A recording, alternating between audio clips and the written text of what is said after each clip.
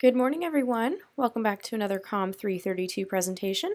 My name is Erin Seaton, and today I'm going to be discussing Chapter 19 in Ann Handley's Everybody Writes, which is entitled Use Familiar Yet Surprising Analogies. Let's get into it. To begin, what is an analogy? According to Ann Handley, an analogy is a comparison that frames the unknown with the known. Okay, what does that mean?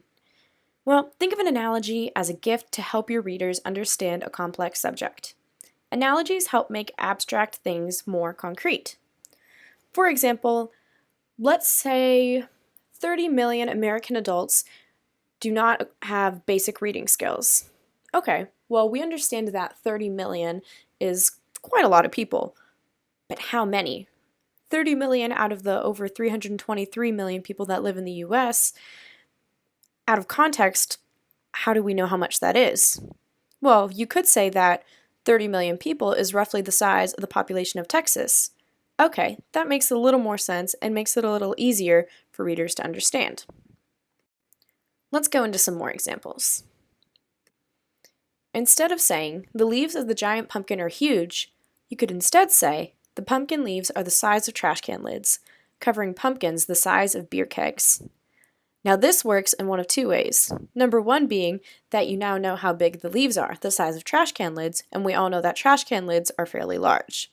Secondly, you also get a description of how large the pumpkins are, the size of beer kegs, and if you know how big a beer keg is, they're pretty big.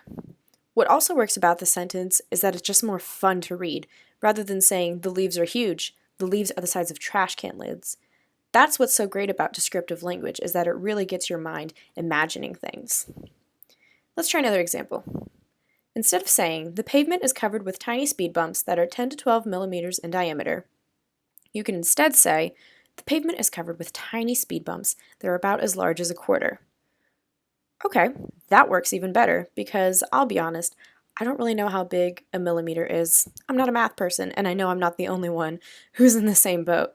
But everybody knows how large a quarter is, so that makes it a little easier for them to visualize it in their head. Okay, these speed bumps, they're fairly big, but they're about as big as a quarter, no bigger than that. Remember, as Ann Handley said, ground your data or text in the familiar yet surprising, taking it out of the theoretical and into the real and visceral. Using more descriptive and entertaining language will not only draw in readers, but allow them to understand more fully what you are describing.